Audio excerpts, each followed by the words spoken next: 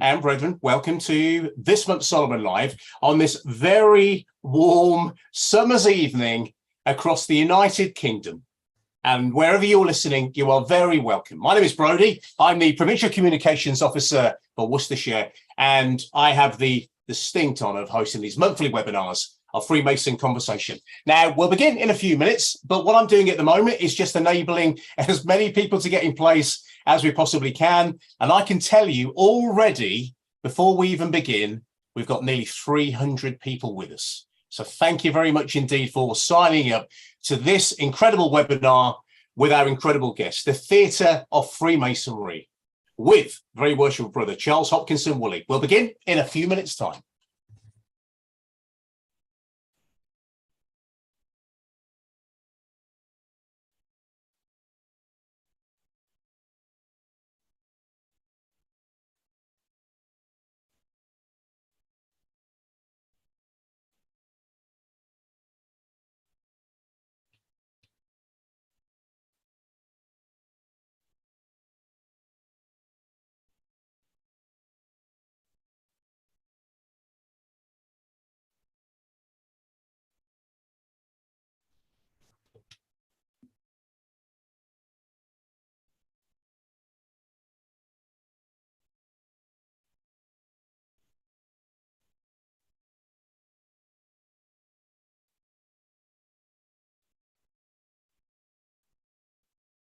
Ladies, gentlemen, and brethren, a very good evening to you, and welcome to this month's Solomon Live. I'm Brodie, the host of these monthly webinars of engaging Freemason conversation, and I have to be honest, this evening's is a very, very popular webinar, a very popular Solomon Live.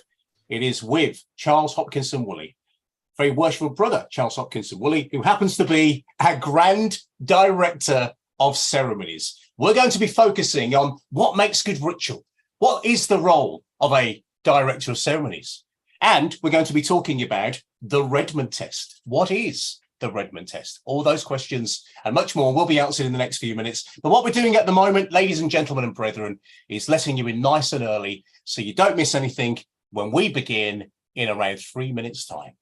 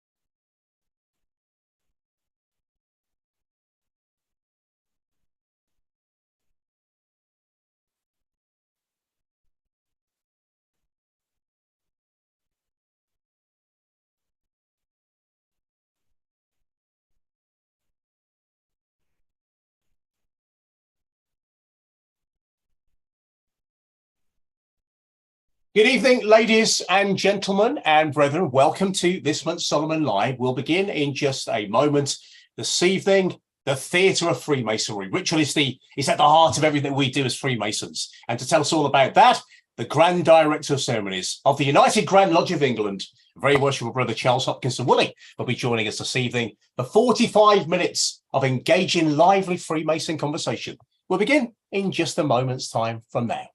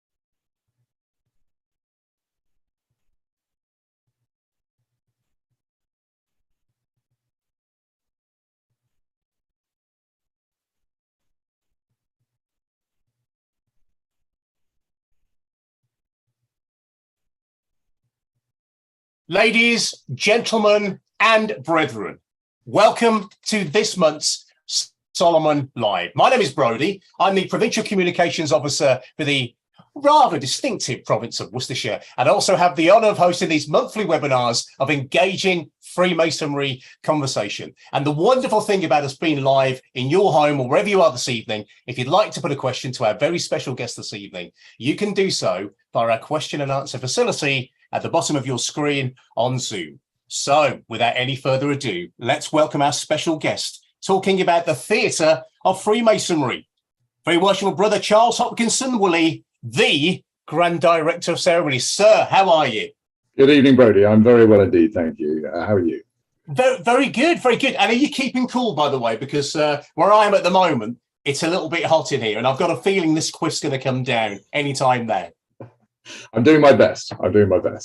Excellent stuff. Excellent. Now, what we always like to do, Charles, is begin by getting to know you and finding out about your life in Freemasonry as well as the real world. So, when did you become a Mason? What drew you in to Masonry? So I had friends at university who were Masons, and I joined the army. I was in the army, and my brother joined Apollo University Lodge, the same lodge that some of my university friends have been in. And he said to me one day, he said, "I think you'd enjoy Freemasonry. Maybe you ought to join." And I knew that my sergeant's mess was a Masonic lodge. It was St. Patrick's Lodge, number 295 in the Irish Constitution, a travelling lodge. Oh. And I didn't really understand Freemasonry in those days. And I thought, well, it might be a bit awkward if I say to my troop, "Hey, right, we're going to go left flanking lots of smoke." And the troop sergeant said, "Well, no, because you're only the junior warden and I'm the master. We're going to go right flanking." So I didn't really understand it. So I said, "I think I'll wait till I've left the army." I knew I was going to leave the army. And then when I left the army, I said to my brother, you talked about Freemasonry. I think I'm ready to join. So I was 26 years old, I think, when I said that, and 27 when I was initiated. Wow. And what was it like when you first joined? I'm always interested to know what it was like when you first became a Mason. Was it everything you thought it was going to be? Was it completely different? What was that experience like for you? I didn't really know what to expect. I mean, I think these days we're better at communicating to candidates what they might expect. But in those days, it was all, people were a bit worried about saying anything very much. So I didn't really know what to expect. I joined my old school lodge. I was initiated at the school in the Queen's Temple, which was an amazing place to be initiated. And I can still remember parts of it. In particular, I can remember they put a screen, because the Queen's Temple has glass doors so you can see in. It wouldn't be easy to do a raising in, but initiation it works fine. But they put a screen that they thought I could change behind so that I couldn't see in, and it was a surprise. But of course, I'm so tall that I could see straight over the top. I've never forgotten that. No, it was an amazing experience. I joined a really wonderful lodge. Lodge is my mother lodge. I'm incredibly proud of. Some wonderful Masons who made sure that it had a really good heart. So we had good ritual. We had a lovely warm manner. There was no tut-tutting or criticism or whatever. They were really careful to look after those of us who were joining, who were in our 20s and early 30s. So it was a really lovely, warm lodge to join. Oh, and that makes the world of difference, doesn't it, Charles? And let's talk about what you do when you're not in Masonry, your career, if you will. So after I left the army, I joined a firm called Cazenove & Co., which was a very traditional stockbroking firm. Wonderful, wonderful place to begin a career. And I specialised in equity sales, so selling shares to institutional investors, but particularly in investment trusts. And over time, I moved. I wanted to learn more. I moved to Deutsche Bank for a bit. I was a specialist in derivatives. Then I worked in hedge funds. I raised capital for hedge funds for a period of time. And then I moved into management. So now I work for Invesco. I head up the product management function for the private markets business. So my team look after investor relations for all of our clients around the world. Our product management, our product development, and our product strategy. So it's a fantastic role. I absolutely love it. I love being a manager of managers, and it still keeps me interested, still keeps me excited. I still love going in every day. Well, you can tell you love it, Charles. It's palpable, actually. But how do you manage to squeeze your Freemasonry and work together? Because you're an incredibly busy Freemason. We've just heard what you do in the outside world as well. How do you manage to make both worlds meet? Well, there's always a way. I mean, I'm a great believer at work. I'm an early starter. I'm in the office by 7:30. I have a sort of golden hour, hour and a half when I can get things done when other people haven't turned up. And on a normal working day, if I'm not doing, if I'm just going home after work, I'll be in the office till about 6:30. So I'll pack the hours in on those days. So I don't feel guilty if I'm leaving at 5 or 5:30 to go to a meeting. And then the rest I just take as holiday if I need to. I'm quite lucky. I get quite a good generous holiday allowance, so I can just work it into that. And I have a very patient family, which is very important. Yes. Once again, you've won the lottery with that as well, haven't you? If you've got that in Freemasonry. And before we talk about your high office, are you director of ceremonies in any craft lodges?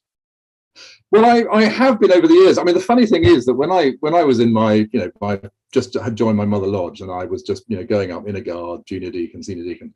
I always thought that I could never be a director of ceremonies. It was the most terrifying role. I thought, I'd love to be secretary, perhaps. Maybe I could be almoner or a charity steward, but director of ceremonies would never be something I would aspire to. And of course, I ended up becoming a deputy grand director of ceremonies. And as soon as that happened, most of the units I was in said, "Oh, could you be our DC? Could you be our MC? Could you do this?" And so I've been a director of ceremonies or a master of ceremonies in quite a few of the units I'm in, and actually it's a completely different role from being grand director of ceremonies. There are more differences than similarities, I would say, and I would argue that there are probably a lot of directors of ceremonies listening tonight who I think probably are much better lodge or chapter DCs than I am. But it's a wonderful role to have in any lodge or chapter. It's a tremendous honor, and I loved it when I did it. I'm the only lodge that I'm currently DC in is Royal Alpha, and that is the lodge that I by consequence of my appointment as Grand Director of Ceremonies, I'm automatically the Director of Ceremonies of Royal Alpha. Wow. And I try not to take too much on in my private lodges at the moment, because obviously I'm pretty busy being GDC. Well, I'm glad you've actually mentioned Provincial Director of Ceremonies and Director of Ceremonies, because I guarantee we have got a lot of those listening, including mine in Worcestershire. Pete Broughton has just messaged to say he's enjoying our Solomon Live tonight. So we've talked about your early days of Freemasonry. Let's get right up to date. Let's talk about your role as Grand Director of Ceremonies. And we'll talk about a massive compliment that was bestowed upon that title a little bit later on. For the want of a better word, Charles, how did you get that gig? I have no idea. One day, someone rang me up. My predecessor rang me up and said, "Charles, would you meet me for a drink?" And I said, "Yes, of course." And of course, my immediate reaction was I must have done something terribly wrong. I couldn't think what it was. And he said, if you were offered the role, would you be able to take it? And I don't know any more detail than that. It's way above my pay grade. I suspect, as and when I'm told that it's my turn to walk the plank, I may or may not have any say in who my successor is. I've got no idea. But I do know that I'm fantastically lucky to have this wonderful role. Oh, it is a superb job. And it was our former program master, Peter Lowndes, who actually said it is the best job in all of Freemasonry. Why? And he mentioned this on this Solomon Live, because people have to do what you tell them to do. Yes, I think that's true of a lot of people, not absolutely everyone. But actually, the point I think about it is you have a chance to influence the way things happen. You have a chance to influence the ceremonies you're involved in. You have a chance to make them more fun or more enjoyable or more memorable, and particularly for the people who are taking part in them. So I think it's a way that you can really put your heart and soul into Freemasonry and give back. Freemasonry's given so much to me. I see this role as a way that I can hopefully give something back to Freemasonry. Oh, you do. You absolutely do.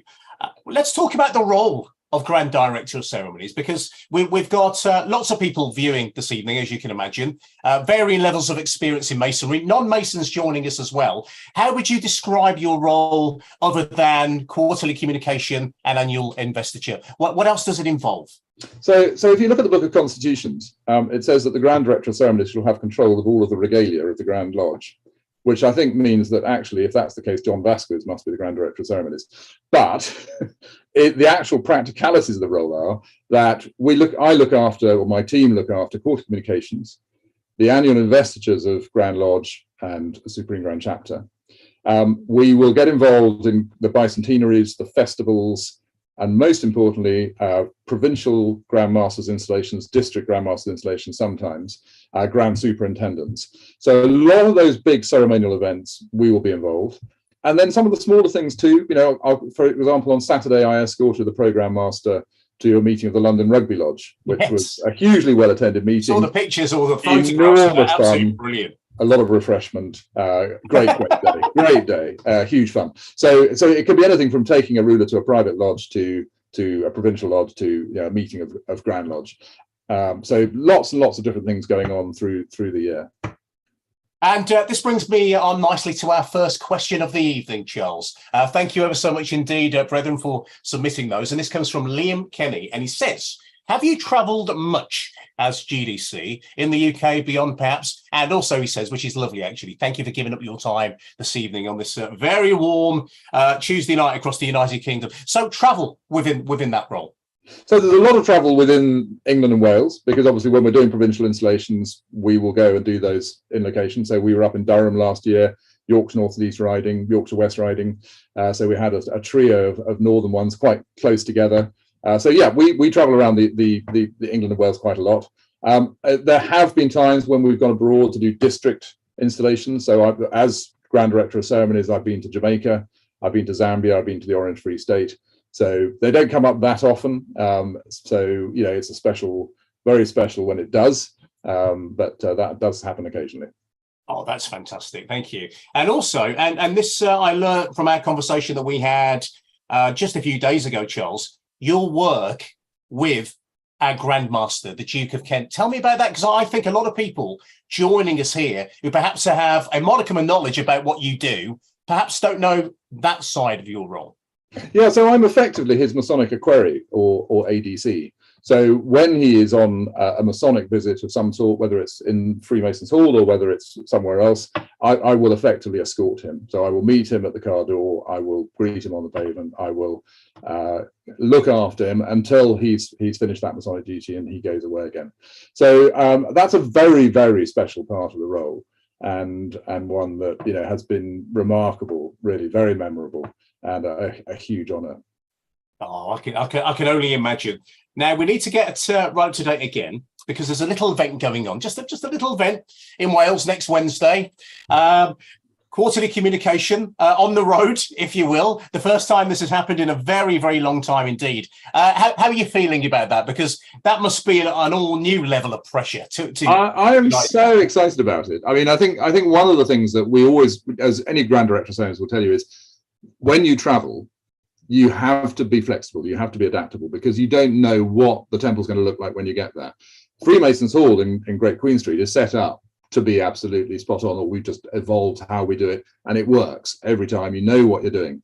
But when you travel, you don't know whether the stairs onto the dais are going to be in the middle or at the side, or as they are in the fact in the ICC, offset slightly to one side, whether you're going to have enough room on the stage to fit the people onto it that you want to fit on it, and in the access and so on. So you just have to be adaptable. So I've been down already to the ICC a few weeks ago to go and have a look. I've got a plan. They always, in the army, there's a saying that no plan of battle survives first contact with the enemy. So, of course, it'll be interesting whether my plan survives first contact with a Grand Officer. But now I have a plan, which I think is going to work, and I think it's going to be an absolutely wonderful day. Oh, I cannot wait. As your Grand Pursuivant, I can't begin to tell you how excited I am about that. I think I mentioned a little bit earlier on, it's almost like being a big kid, how much I'm looking forward to it. Have you had any sleepless nights over this year, or any nightmares, by the way? I did have one, actually. I was on holiday. We were in Iceland for our summer holiday. And I woke up and I'd had this nightmare that I was at the ICC and we were just about to start calling out the procession. And I realized that I hadn't had any rehearsals at all. And I thought, it's going to be the most tremendous car crash. And then luckily I woke up and it was fine. But you do spend a lot of time when it's something like that. You go through it in your mind, and you walk the course in your mind, and you try to imagine each sequence of events to try to think, now normally in Grand Lodge, this person sees that person doing that, and then they do this. And when we're going to Wales, most of the procession are going to be invisible to each other. one side won't be able to see the other side, nor will they be able to see the people at the front of the procession, nor will the people on the stage be able to see the back of the procession. So I've had to come up with a plan that means that it hopefully, we'll find out next week, hopefully it will all work like clockwork without me having to sort of panic, bark orders or change anything. But we'll see. I won't know until we get there. So you can be sure, anyone who's going to be there next week, that when you hear me say, "Be seated, brethren," you know that I'll be sitting down with a huge sense of relief. Oh, well, look, it will be just fine. And I, for one, cannot wait. Counting the days, the hours even. Another question, Charles, if that's okay. This is a lovely one, actually. Before we talk about the role of a director of ceremonies as a whole and ritual and how we can all get involved in that. Alan McLean has been in touch. Alan, good evening. Thank you for stopping by on this very warm evening. He says, I attended the Grand Rank Investiture this year as a guest, and I was completely taken back how you were able to reel off the Grandmaster's seemingly endless list of honours and appointments. How do you go about remembering such a huge, complex list flawlessly without hesitation? By the way, he's not asking me that question, Charles. That's Well, I think it was the one thing that was said to me when I became Grand Director of Ceremonies was, that's the one thing that no Grand Director of Ceremonies can ever get wrong. So I thought, no pressure then. Look, it's something that everyone's got their own way of learning. Well, I'm sure we'll talk about this, but everyone's got their own way of learning things, and I just constantly repeat things. So I probably say that to myself 2 or 3 times a day, because whenever I'm not doing something else, I think, oh, there's probably a good opportunity to say, be it known that, or best way of all, if I'm trying to get to sleep, I'll just start saying it in my head, and it's fantastic. So I just hope it's not there's not some sort of Pavlovian thing where I start saying it in the temple one day and I fall asleep. I mean, that would be no. That's when you really do need to have another look at it, don't you? If that starts happening. Rulers. We have rulers, and they're a very integral part of your work. Yeah. What kind of relationship do you have with them? How closely do you work with them? So I think inevitably I will see more of them than most Masons, but I'm not, in their pockets. I quite often need their thoughts on things, particularly the program masters. Obviously, I'm keen to make sure that what I do doesn't depart from his ideas of the way I should be doing the role. So a fair amount of contact, but it's sort of sporadic. When we have a court of communication or an investiture, there's obviously a lot more contact around that. And then, during the summer, I might speak to only 1 or 2 of them, once a month, something like that. So it varies, but it's a privilege of the role that I have that, I do have a lot of contact with them and a huge admiration for them. That's good to hear. And was it ever daunting at the start when you had to work so closely with our rulers of Freemasonry? Was that a daunting task at the beginning? I don't think I was daunted by the rulers, because actually, as soon as you become a deputy Grand Director of Ceremonies, you have a fair amount of contact with the rulers. So my deputy probably spend almost as much time talking to rulers as I do, actually. So I don't think that was daunting. I mean, inevitably, with any role like this, when you first take it on, there is that element of imposter syndrome. How on earth did I end up here? And surely they've chosen the wrong person. How many people turned it down before I was idiotic enough to say yes? But actually, I've been in the role now for 4 years, and I absolutely love it. And I think you've always got that slight frisson of nerves of, is this going to work?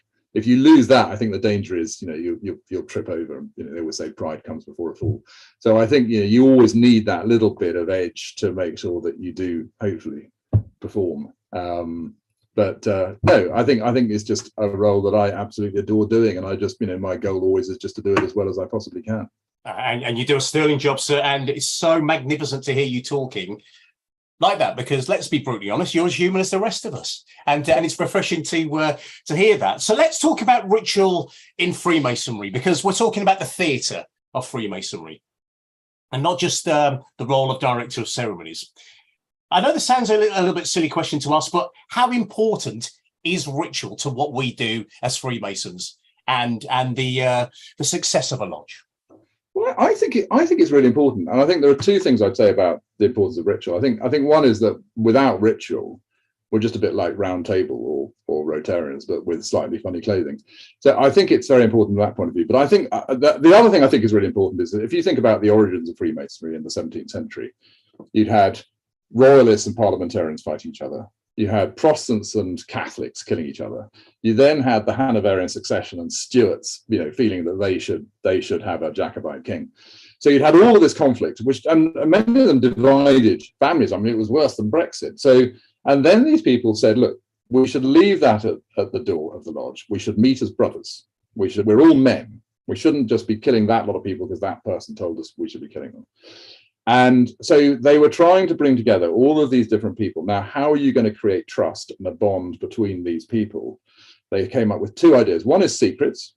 So you have these completely trivial secrets. They mean nothing, but none of us would ever betray those secrets.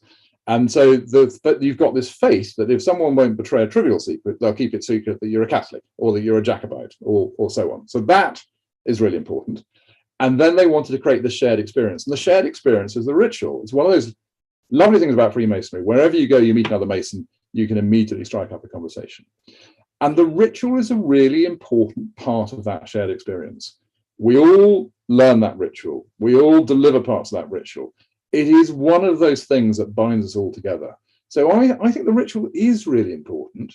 And I think that the ritual is part of that thing that creates respect in Freemasonry, which is one of the pillars of the strategy, is respect.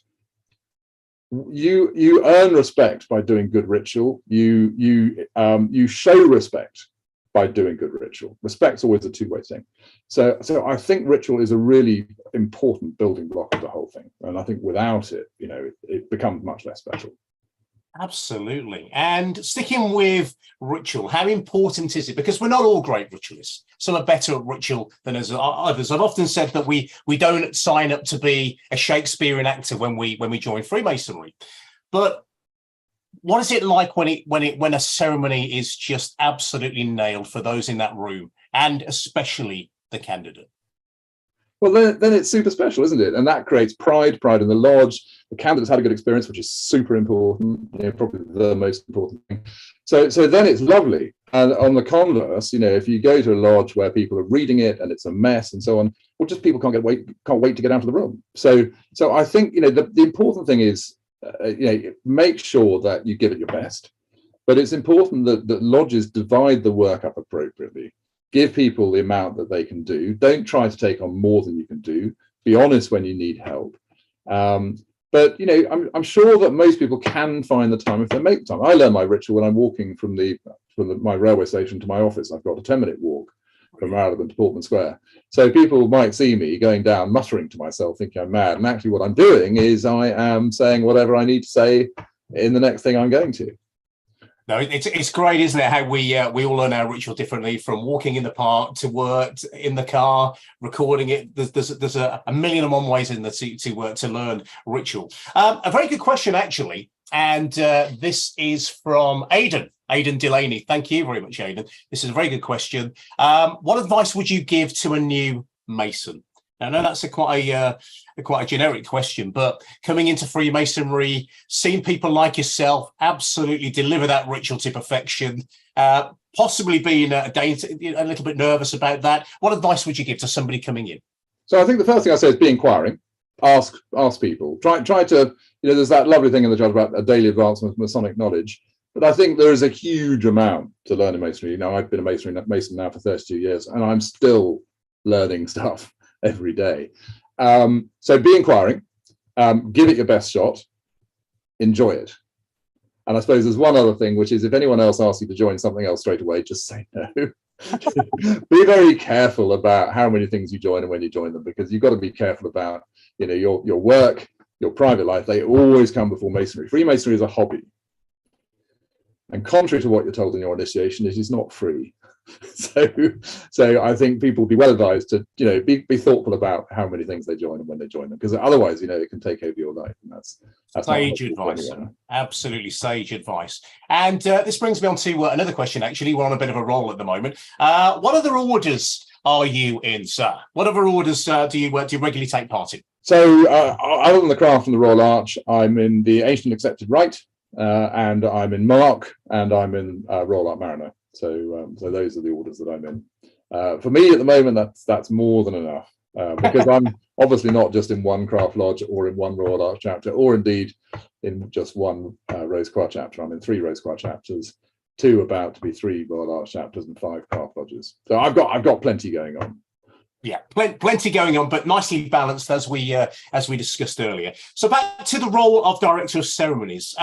What qualities do you think a good DC Director of Ceremony should have? So I've always tried to compare it to Sergeant Major versus a motivator. What side of the fence should they be on? Well, I'd be much more on the motivator side. I mean, I think one of the most important things you need is some humility. The DC is a bit like the conductor of the orchestra. He's not the principal soloist. He's the person there who's trying to make sure that there's harmony and that everyone is playing the same music and that you're getting the right people playing the right instruments. So that you should almost be not noticed if you're doing your job really well, because everything will be flowing and the focus will be on the people it should be on, the worshipful master or the wardens or the candidate. So I think those are the most important qualities. And I think your aim always should be to make sure that things are enjoyable, because we're not paid to turn up. As I said, there's quite a lot of money we spend on dinners and on annual subscriptions and on regalia and travel and so on. So it's an expensive hobby. So if people are going to turn up, you've got to make sure they have a good time. And different people will have different types of enjoyment from it. A young Mason will probably much more value. I know I did when I was a young Mason. I much more valued the camaraderie, the dinner, the fun afterwards. The meetings were fine. Yeah, they were okay. But what I loved was the chance to meet other people and meet people I'd never have met except through Masonry. And it's only over time, I think, that you gradually get Freemasonry opens to you a bit like a flower, and you start appreciating as you go up through the offices. You start appreciating how the ritual fits together, and you start thinking, oh, this is really rather beautiful. You probably start learning to give some of the ritual, and then when you've been master, you probably give the charge after initiation, which is one of my favorite pieces of ritual in the whole of Freemasonry. And so then you start to value that more. So you get to give that respect. You can't demand respect. You can't command respect. You have to earn respect, and the ritual earns your respect if you apply yourself. And then your view changes, and you start putting much more emphasis on the enjoyment of the meeting and the organization, and your horizons start to expand, and you start to realize the importance of provincial Masonry, and then in due course probably Grand Lodge and Freemasonry as a whole in society. And if you think about it, the social function that Freemasonry has, which is a social life for so many people, particularly as they get older, they retire, they're not going to the office all the time. That social function is incredibly valuable. And particularly for our brothers who've lost their partners or whatever, yes, it's a lifeline. So if Freemasonry didn't exist, really it would have to be invented, because the work it does is extraordinary. Yeah, wonderful, Charles. Absolutely wonderful. And we talked about the way it should be. What about somebody's coming into that role for the first time? And I'll give you an example of somebody who I know, and that's me, because I had the tap on the shoulder just a few weeks ago asking if I could be my Lodge DC for the very first time. IPM at the moment. What advice would you give to, not necessarily me, but anybody becoming DC for the very first time? Because on paper, it's a bit of a minefield, isn't it, to get your head around? Yeah, I think preparation is always important. Just thinking through what you're going to do and what you need to do, other people you need to speak to before the meeting. Different lodges organize themselves differently. So when I was lodge secretary, I farmed out the work to people, but in some lodges, obviously the DC is responsible for deciding who's going to do the work. And if that's your role, then give them plenty of time to learn the ritual. Make sure the candidate's got the lines he needs to learn if he needs to. So a lot of it is preparation. The prior preparation and planning prevents poor performance, is the old army expression. So a lot of it is preparation, and then just making sure you go in with the right frame of mind of, don't be nervous. Everyone's on the same side. We're all brothers. Everyone wants it to work. So don't get nervous. Don't panic. The mark of a really, really great DC is someone who can spot. They got that radar that there's about to be a car crash, and they can head it off at the pass. And the second mark after that is, if you don't spot it, being able to deal with it without making a big thing about it. So those, I think, are the key things. Oh, fantastic advice. Sage advice. And Peter Ashton, I knew it was going to be a busy one question-wise this evening. He says, do you think anybody can become a DC? Anybody? Or Yeah, of is there course. certain qualities inbuilt? Yeah, of course. I mean, anyone useful? can if they want to be. Doesn't mean that anyone should be.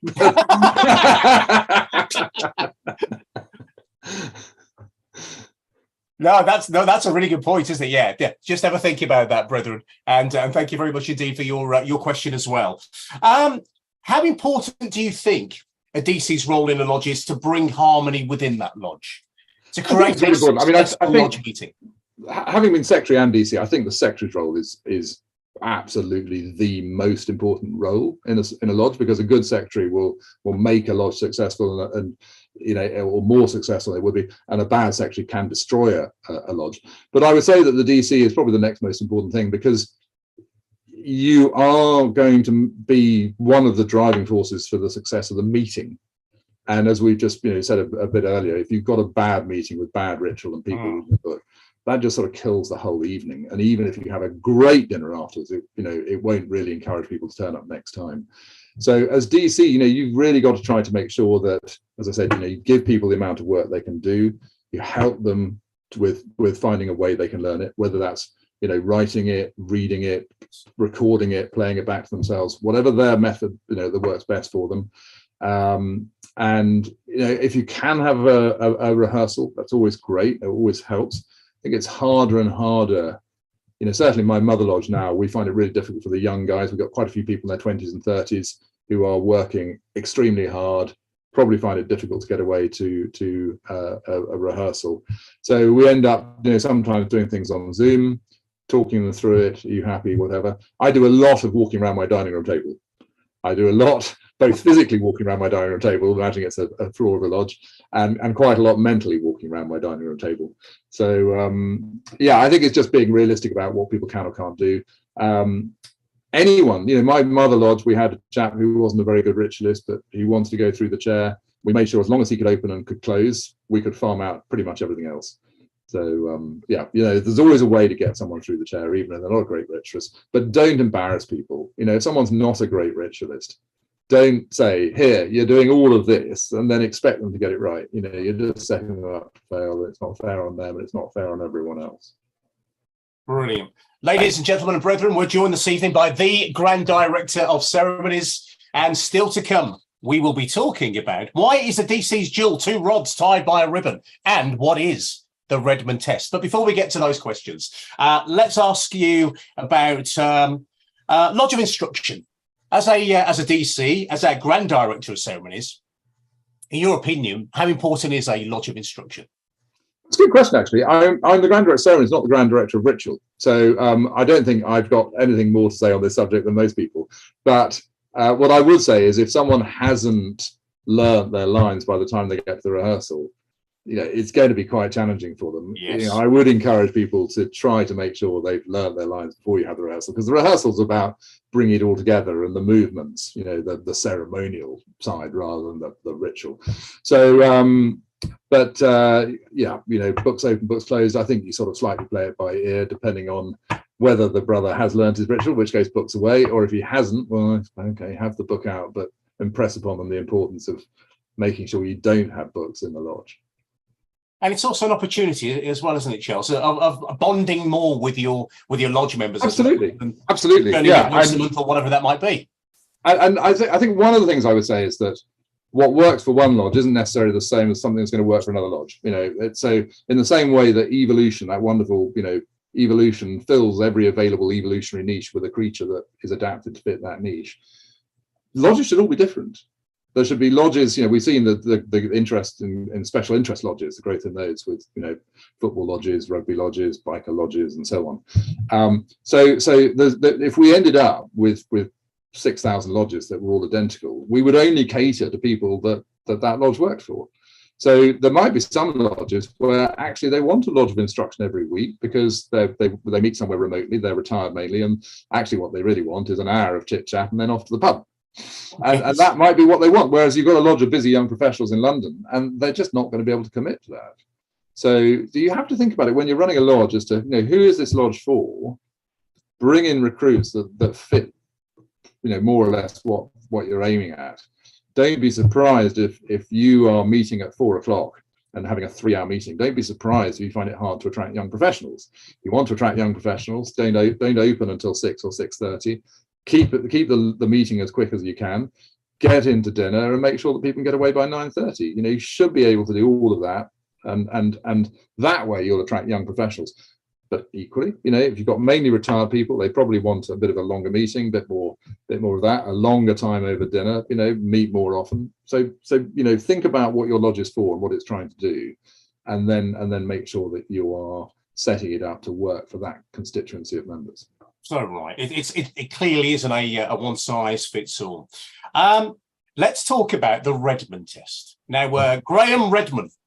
You can go into a little bit more detail who Graham is, but Graham is a very well-known Mason in all of Freemasonry, a previous guest on Solomon Live, and you've described this as the Redmond test. What is it, Charles? So when I wrote an article for Freemasonry Today a few years ago, and Graham's always been incredibly helpful to me. He's been one of the most wonderful mentors I could ever hope for, and a fountain of knowledge for all things Masonic. And so I was having a chat with him about one or two of the things that I'd put in the article before we'd gone to press, and he told me something that the reason I called it the Redmond test is he told me about it, and he said it was a test that he applied to himself, which was after a meeting. He asked himself, was that a better meeting because I was there or not? Did I add to the meeting? And I think it's a really, really good test because, I think there's nothing more upsetting for someone who's trying to learn some ritual and starts delivering the ritual to then have, if they have a sort of a little moment where they've lost a word, and it's probably going to come back, but then suddenly there's someone tut-tutting, there's someone else giving them a prompt. Probably that prompt is wrong. Oh. Really, most of those prompters are really trying to show off how well they know it rather than actually trying to be helpful. So don't be like that. The only person really who should prompt is probably the DC. For the master, maybe the IPM or whoever he's asked for. But you should not be getting involved in the ceremony if you are not taking part in it. And or if you upset the harm of the meeting in any way at all, then I've seen it happen in lodges. I've seen people do things where I think I don't know why you did that, because actually that's just upset someone, and you don't need to do that. So it's a really, really good test. Did I make it a better meeting by being there or not? I think it's a great test. Yeah, great test and easy to get your head around as well. This is interesting, actually. Ray Walton would like to know, have you been guided by Graham's book on Masonic etiquette today? Have you read it? I have got Masonic Etiquette Today, and I have read it. It's a fantastic book. It's a fantastic book. So I thoroughly recommend it. Yeah, absolutely. It's fantastic, isn't it? And yes, we are seeing Graham on Wednesday, by the way. So a nice timely plug for the book there. A lot of people, Charles, asked me to ask you this question for some reason. And it's an interesting one, actually. Why is the DC's jewel 2 rods tied by a ribbon? Why is that? Why is that put together like that? I think it's just, the rods are just a rod of office. So there are a number of offices that I can think of. So, you think of Black Rod, Parliament, Gold Stick in Waiting, Silver Stick in Waiting. There are a lot of court appointments, parliamentary appointments that have rods of office or staves of office. Apparently, in the early days, a lot of Grand Director ceremonies were Garter Kings of Arms. And they have a rod of office. So I'm guessing, I have no idea, but someone probably who's listening may know much better than I do. But I'm just guessing it's effectively a representation of rod of office. And there are 2 of them. You think about the sword bearer's jewel is 2 swords, not just 1 sword. So the DC's is 2 rods of office. Brilliant, absolutely fantastic. Thank you for sending those questions in prior to our Solomon Live this evening. Back to the ritual just for a second, if that's okay, Charles. Given today's time constraints, especially for younger working men, do you think learning ritual has become more difficult nowadays with the extra responsibilities that perhaps many men and women have nowadays? I think it probably varies from person to person. There are probably some people who genuinely are so busy they really do take the struggle to find the time to do it.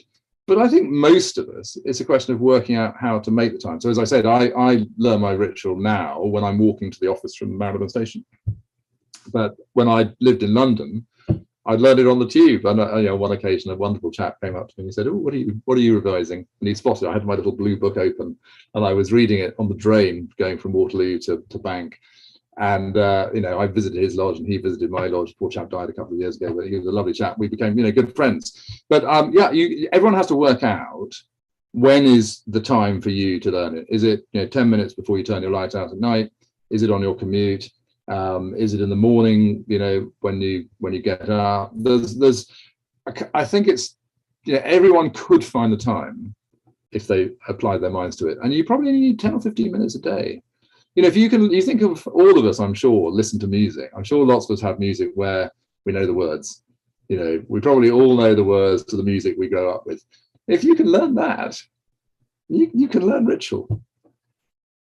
Great advice, and as we knew it would be, Charles, this evening, having you with us. Somebody here doesn't want me to mention their name, so I won't on this particular occasion. Don't worry, it's nothing too heavy, by the way. Festive board. As a DC, do you have a top do and don't you could share with us, please, Charles? Do I have a what? A top? Do you have a top do and don't when it comes to being a DC at a festive board? Well, I must admit, my mother lodge is a very relaxed mother lodge. Yes. So what we do is we give the master the toast list, and he just gets on with it. And we don't really do more than that. So I think it depends on the lodge. As I said, the DC is the conductor. If you've got a symphony orchestra, that's going to produce different music to a chamber orchestra. So if your lodge is one that likes a lot of formalities and so on, well, then provide them with the formalities. And if your lodge is one that's very relaxed and they like to keep everything short and sweet and simple, then do that, follow that. Whatever you do, don't assume that because you've seen something in one lodge, it'll go down well in another one. Because it might not. Great question, and yes, thank you for asking that, brother. One more question, then, Charles, before we get ourselves out into the sunshine, the late evening sunshine. What are your priorities for the future moving forward? So, for example, what role can DCs play with our 7-year strategy? Because we talk about that quite a lot. It's essential, as is the DC's role. Yeah, I think the most important thing at the moment is to make sure we support the strategy. And I think engagement and making sure that people actually enjoy their Freemasonry is critical to the success of the strategy. And that is something that DCs can directly influence. So I had a workshop for provincial and district DCs not very long ago, trying to get that point across. They, I hope, will cascade it down to their individual lodge DCs, because we really can make a difference to the enjoyment. I think, when you came out of the First World War or the Second World War, and there've been a lot of conscription, national service and so on, people perhaps wanted that shouting sergeant major type DC. They were quite used to being told, you must do this, you horrible little man. We're way past that now. The modern person today would not recognize that as being something they were put up with for fun. So I think, we can definitely play a big part in the success of the strategy. And equally, if we're not careful, we could frustrate it if we don't adopt the right attitude. So I think it's super important that DCs, just focus on delivering enjoyment. Yeah, what a way to finish it. Before we do say goodnight, other than quarterly communication next week in Wales, what else are you looking forward to as a So we've got the Provincial Grand Lodge of Middlesex investiture. So that's double header, Craft and Royal Arch. So a new Provincial Grand Master, Pro-Provincial Grand Master Middlesex, actually, and Grand Superintendent. We've got a bicentenary for the Lodge of Emulation Lodge of Improvement. So that's their 200th anniversary, which I'm going to be very excited to be at. And then we'll have Supreme Grand Chapter in November. So plenty going on. So yeah. Charles, you have been absolutely fantastic. Not only have we got to know you better, but we've learned so much in the last 45 minutes or so.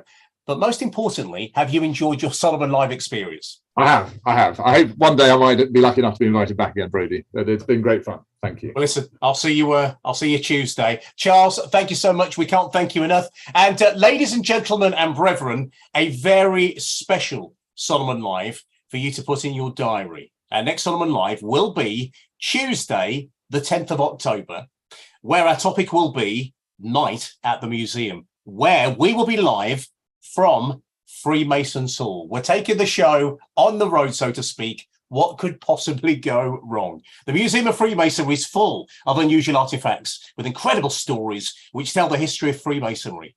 We'll be talking to curator Mark Dennis. He'll be taking us on a journey through his incredible collection. Honestly, one not to be missed. And we're live from Freemasons Hall. That's Tuesday, the 10th of October, 7:30 UK time.